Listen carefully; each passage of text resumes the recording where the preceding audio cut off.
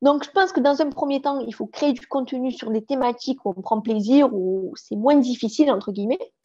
Et après, dans un second temps, où on a acquis cette aisance sur LinkedIn, où on se sent plus à l'aise, eh bien, commencer à parler de soi. Pour moi, la qualité la plus belle sur LinkedIn, c'est cette humilité. Bienvenue dans les interviews LinkedIn. Je m'appelle Jean-Bernard Sibony, je vais dénicher et interviewer pour vous des experts LinkedIn. Je vais leur poser des questions sur leur vision, leur savoir-faire, les techniques qu'ils utilisent au quotidien pour développer leur business et le business de leurs clients sur LinkedIn. Salut Marie, merci d'être là, merci beaucoup d'avoir accepté mon invitation. Merci beaucoup Jean-Bernard, ravie d'être ici, ravie de pouvoir partager, c'est cool, ça me fait très plaisir.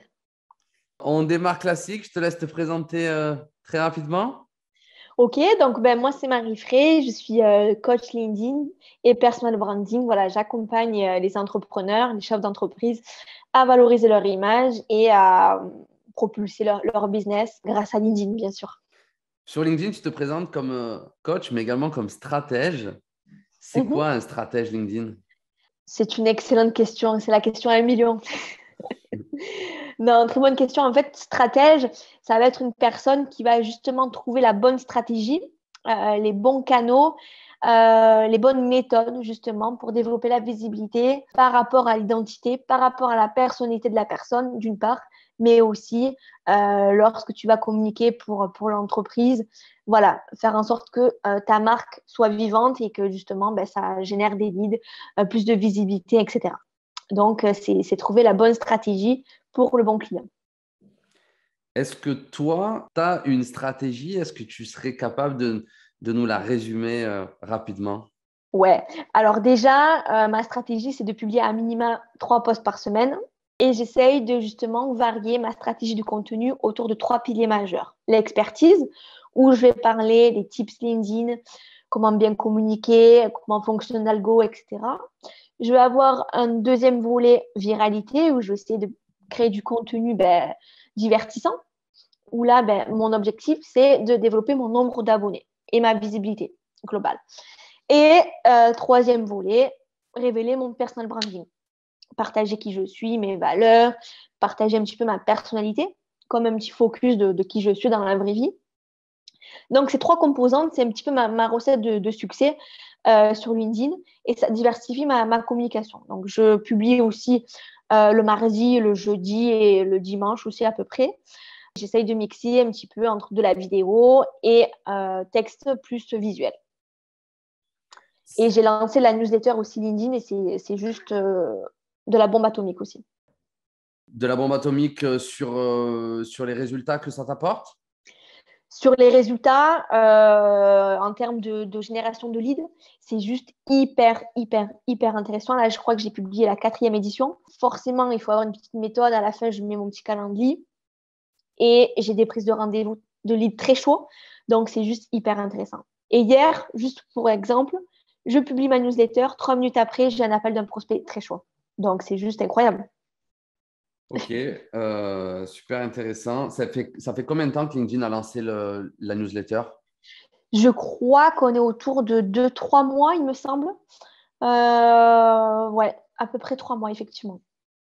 Moi, je rencontre très souvent, et j'ose imaginer que toi aussi, des entrepreneurs qui ont pour problème le syndrome de la page blanche. Ils ne savent pas quoi poster.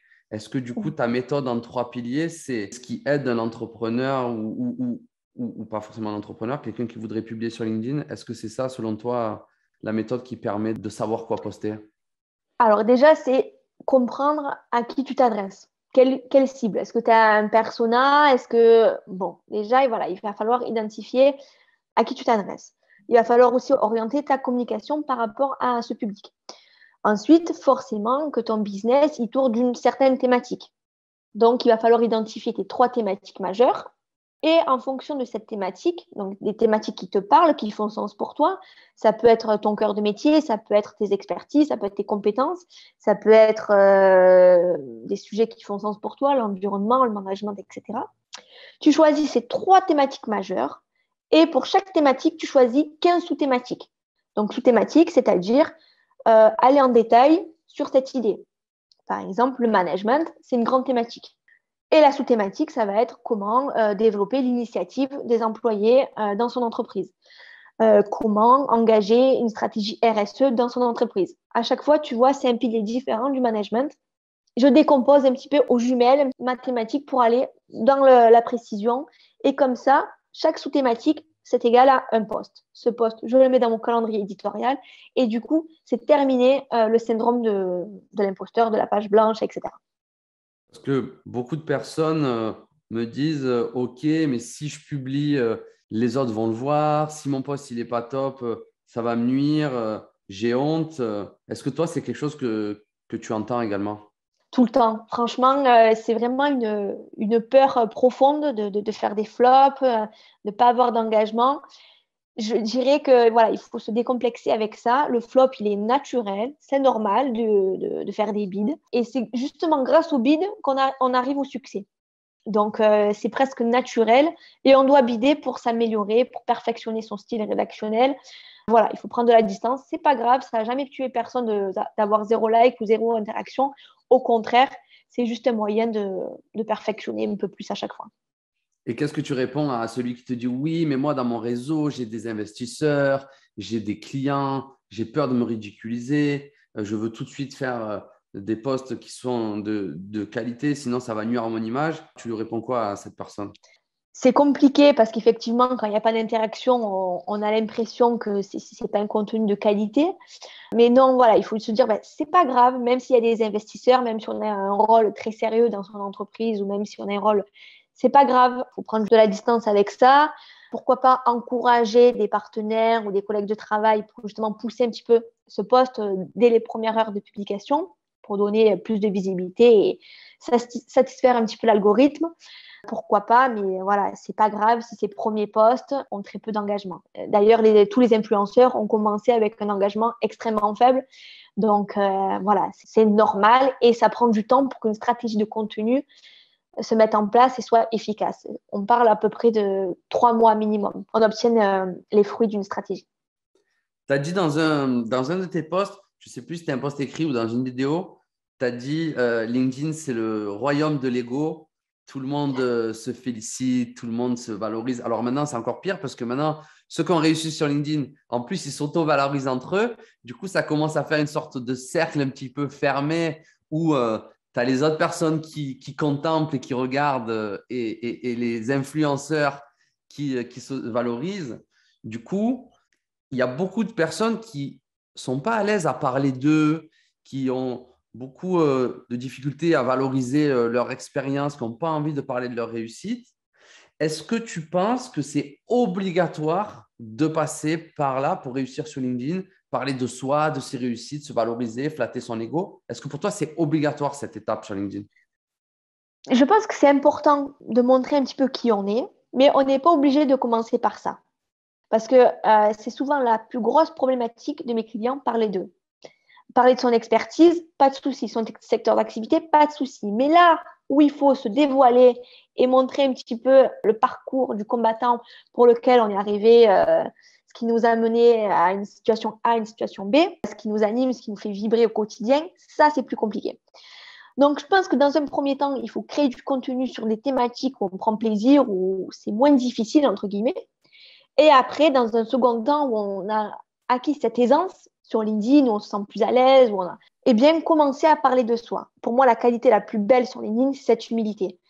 Oui, vous avez beau réussir, etc., mais attention à pas trop en faire. Quand je vois des posts où j'ai atteint 5 millions de chiffre d'affaires grâce à mon post LinkedIn, bon, on n'est pas idiot. On sait que c'est un petit peu surfait et du coup, ça crée une espèce de complexe pour les gens qui débutent sur LinkedIn. On se dit, waouh, c'est réservé à l'élite, aux CEO, aux gens qui font que des levées de fonds.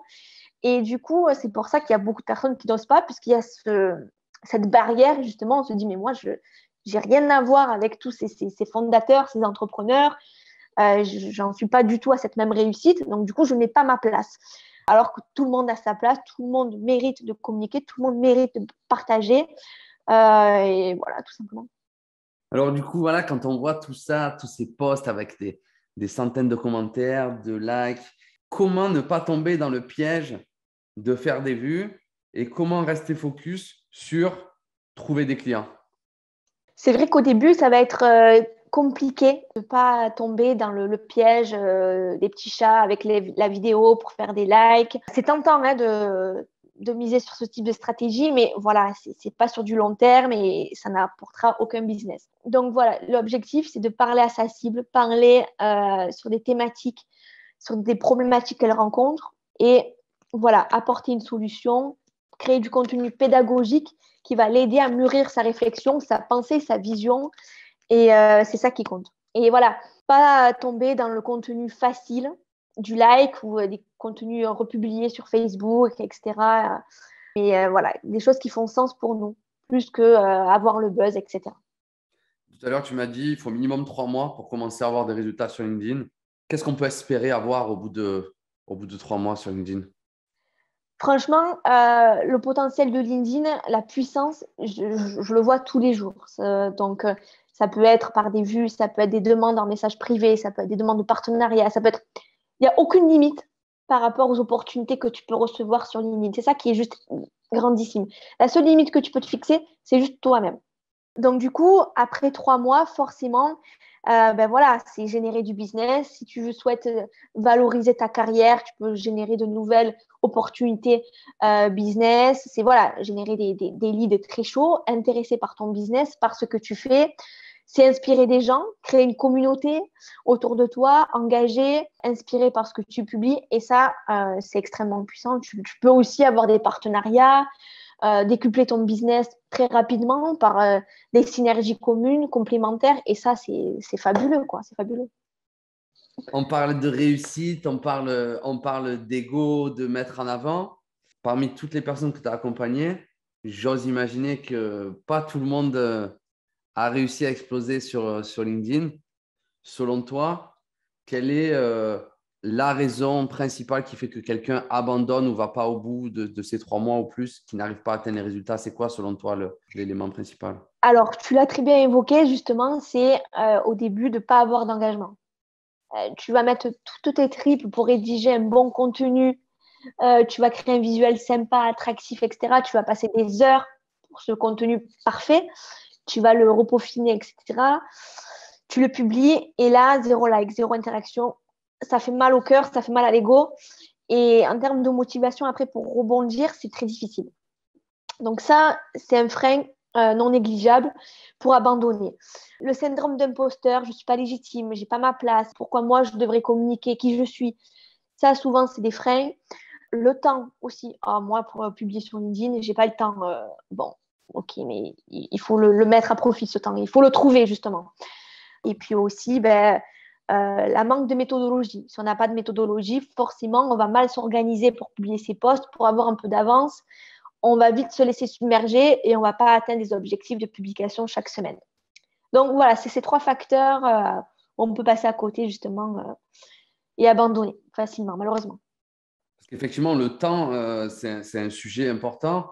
On parle de 3 mois, mais au quotidien, pour Mm. une personne qui n'est pas à l'aise, puisque de ce que j'ai compris, plus on écrit, plus on poste, plus ça devient rapide. Mais au départ, voilà, faire un beau post, ça peut prendre parfois 1 heure, voire plus. En réalité, de ton expérience à toi, si on veut vraiment commencer à avoir des résultats chiffrés sur LinkedIn, il faut y attribuer combien de temps? Très bonne question. Et ce temps, il est forcément corrélé avec un objectif précis. J'ai beau te dire, ben voilà, il faut consacrer 3 heures sur LinkedIn pour ta création de contenu. Ça veut tout et rien dire. Est-ce que tu veux publier 2 fois par semaine? Est-ce que tu veux publier 3 fois? Est-ce que tu intègres la création de visuels? Est-ce que ça fait partie aussi de l'interaction que tu vas avoir sur ton réseau? Est-ce que ça intègre également l'interaction que tu vas intégrer sur les commentaires que tu vas recevoir? Moi, je dis, c'est bien à minima 30 minutes par jour sur LinkedIn.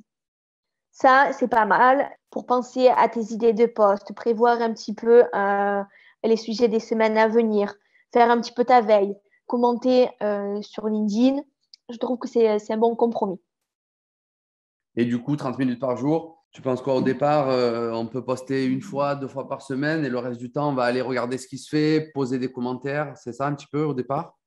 Alors, c'est très pertinent. Laisser des commentaires sur des posts stratégiques où toi, tu peux apporter ta vision de ton métier. Voilà, c'est sûr que si tu mets un commentaire, waouh, génial, merci pour le post, toi, ça ne te valorise pas trop.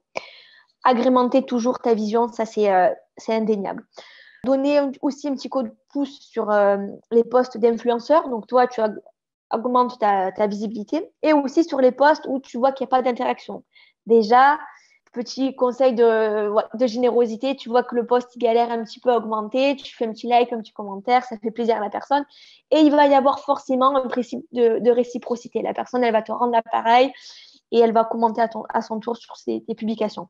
Et ensuite, se fixer un rythme raisonnable quand tu commences. Inutile de publier 2 posts par jour quand tu te lances. Les nouveaux créateurs de contenu, c'est une fréquence hallucinante. Il n'y a rien de mieux pour se démotiver. Voilà, on se fixe à minima 3 posts par semaine, et ce toutes les semaines, sur un mois. On arrive à tenir l'objectif. On se dit, OK, est-ce que c'est réalisable, faisable, je continue? Est-ce que je peux augmenter la cadence? Je suis possible. Pareil, sur le mois prochain, 4 posts par semaine, et ce toutes les semaines sur un mois. Si j'arrive à progresser, si c'est trop difficile, je reste sur cette cadence. Mais l'objectif, c'est vraiment cette régularité semaine après semaine. Du coup, tu as donné un petit tips que je trouve génial. Donc, peut-être on peut chercher des prospects qui postent et qui font des flops et venir commenter pour engager un petit peu avec eux comme ça. Tout à fait. Ça peut être un bon moyen d'engager la conversation, de créer du lien, de se montrer un petit peu, en toute bienveillance, bien sûr. Un prospect, il arrive par différents moyens. Tu as réussi à inspirer confiance, mais aussi ce petit commentaire humoristique que tu vas laisser, cette petite citation, ce petit clin d'œil. Voilà, il y a plein de choses qui peuvent mettre les projecteurs sur toi. J'avais entendu un conseil, je ne sais plus qui c'est qui avait donné ce conseil, j'avais trouvé ça super, super intéressant, qui disait au départ, si tu n'arrives pas à poster, laisse juste des commentaires, laisse beaucoup de commentaires, mais des commentaires travaillés, hein, comme tu l'as dit, pas juste c'est super.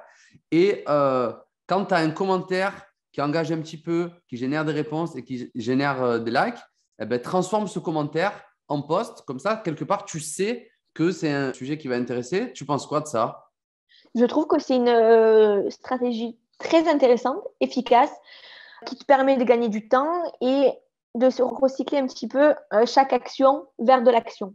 Voilà, tu vois, voilà, tu fais un commentaire, ok, ça a plu, bim bam boum, je rebondis et j'optimise ma communication. Franchement, c'est top.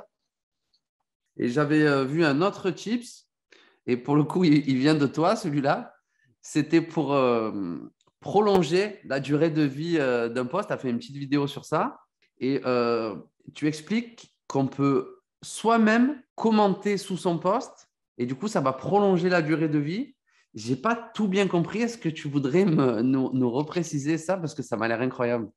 Je vais t'éclairer. En fait, admettons, tu publies un post.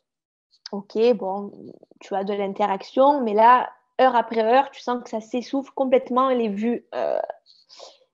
Bon, cata. Et là, pour relancer un petit peu la machine, tu vas rédiger des commentaires sous ta publication. Tu vas agrémenter une vision de ton post que tu as écrit, mais tu vas ajouter des petits détails, ça peut être quelque chose d'humoristique, ça peut être plein de... Voilà, à toi d'être créatif. Et le fait que tu laisses un commentaire sur ta propre publication, eh bien, ta publication, bim bam boum, elle remonte sur le fil d'actualité. Donc, tu te rends revisible auprès de tous les membres de ton réseau. Donc là, tu prolonges la durée de vie de ta publication. C'est pour ça que ce que je conseille aussi, c'est que quand tu as des commentaires, ne réponds pas à tous les commentaires de suite. Réponds à 50% dès la première heure de publication pour booster l'algorithme et lui faire plaisir, etc. Mais après, garde ces petites cartouches pour prolonger ta visibilité. C'est pas grave si tu réponds le lendemain ou le surlendemain. Comme ça, ta publication, elle est bien optimisée dans l'espace-temps. Super, super intéressant. Je te promets que je vais tester. Tu me diras Et tes retours. du coup, je me dis, est-ce que ça vaut presque le coup, du coup, quand tu crées ton post, de se garder presque un petit paragraphe sous le coude ou une petite idée, pas la mettre tout de suite pour se la garder et la mettre en commentaire après? C'est ça un peu l'idée? Tout à fait, ça peut être une idée que tu ne mets pas forcément dans le post et que tu te gardes sous le coude. Ça peut très bien être une phrase là qui te vient dans l'idée sans que ça soit un commentaire de 10 lignes. Hein. Ça peut être 3 lignes, mais quelque chose qui fait sens et qui parle au plus grand nombre. Ça peut être pas mal de choses. Ça peut être un gif que tu ajoutes en commentaire et qui fait lien avec ce que tu peux dire. Et ton idée est aussi très bonne. Super. J'ai une dernière question pour toi. Ça concerne la vidéo. Moi, de mon expérience, à chaque fois que je mets des vidéos sur LinkedIn, c'est des posts qui ont très peu de portée et pourtant parfois des vidéos qui ont super bien marché ailleurs. Et du coup, je voulais te poser 2 questions. La première, c'est est-ce que toi aussi, tu penses que les vidéos ont moins de portée que les autres types de posts sur LinkedIn? Et ma deuxième question, ça concerne les sous-titres. Les sous-titres, c'est long et fastidieux à faire. Est-ce que c'est vraiment indispensable les sous-titres? Est-ce que ça aide vraiment à pousser une vidéo sur LinkedIn? Alors, moi, je trouve que la vidéo, déjà, c'est un format hyper intéressant, c'est humain, on voit ta personnalité, on capte bien l'info aussi de ce que tu veux faire passer. J'adore. Effectivement, le reach est inférieur par rapport à un autre format, carrousel, texte simple, etc. Et pour cause, parce que les stats ne sont pas comptabilisées de la même manière. Une vue, lorsque tu publies une vidéo, est comptabilisée des 3 secondes de visionnage. Alors que sur un post simple, tu publies une vue, c'est un affichage dans le fil d'actualité. Donc déjà, ça fausse pas mal les stats sur les vues de post. Moi, je pense qu'il faut être à contre-courant. En ce moment, on ne voit plus du tout de vidéos sur LinkedIn. Et justement, si toi, tu en publies, alors qu'il n'y en a plus, ça va plaire. Et il y a moyen de se démarquer, de faire la différence. Et ça, c'est bien. Donc oui, en termes de reach, ça peut être démotivant d'avoir moins de vues. Mais en termes d'image de marque, en termes de crédibilité, etc., ça vaut le coup. Ensuite, concernant, je crois, la question des sous-titres, oui, c'est intéressant parce que justement, beaucoup de personnes consultent la vidéo dans les transports en commun où ils ne peuvent pas mettre le son et les sous-titres leur permettent justement de consommer ce contenu dans des situations discrètes, etc. Donc, ça élargit l'audience. Concernant l'application des sous-titres, moi, je ne me casse pas la tête. J'utilise un outil qui me fait ça presque automatiquement et je prends maximum 10 minutes pour les sous-titres. Donc, voilà, c'est pas un travail hyper compliqué par rapport à ça et je pense que ça vaut le coup. Ça fluidifie ton message et ça qualifie vraiment ta vidéo. Tu peux nous partager l'outil que tu utilises pour les sous-titres? Bien sûr. Alors, c'est un site en ligne qui s'appelle Capté. Comment ça s'écrit? CAPTE avec accent. Ok. Donc, la vidéo que tu avais faite justement sur 3 astuces simples pour prolonger la visibilité de vos posts LinkedIn, tu avais des super sous-titres. Tu l'as fait sur Capté? Exactement. Yes, je révèle tous mes secrets en direct. Ah ben ça, je vais te le piquer, ça c'est sûr. Non, franchement, cet outil est top. Tu mets ta vidéo, automatiquement, il te génère des sous-titres. Bon, il faut faire une récap hein, parce que des fois, il y a des mots qu'il ne comprend pas. Mais franchement, tu choisis aussi la mise en page, la couleur, etc. Tu peux choisir ton propre style, taille, etc. Et c'est juste génialissime. Écoute, Marie, je te remercie beaucoup. Je t'avais promis que je te libérais à 11h30. Il est 11h28, donc parole Bravo. tenue. Est-ce que tu veux ajouter un mot de la fin? Ben, en tout cas, merci beaucoup Jean-Bernard pour cette invitation. Moi qui suis très timide, ça ne se voit pas, mais c'est toujours une épreuve pour moi. Donc, merci pour ton invitation. J'espère que ça a été le plus clair possible. J'ai hâte d'écouter cet échange avec toi.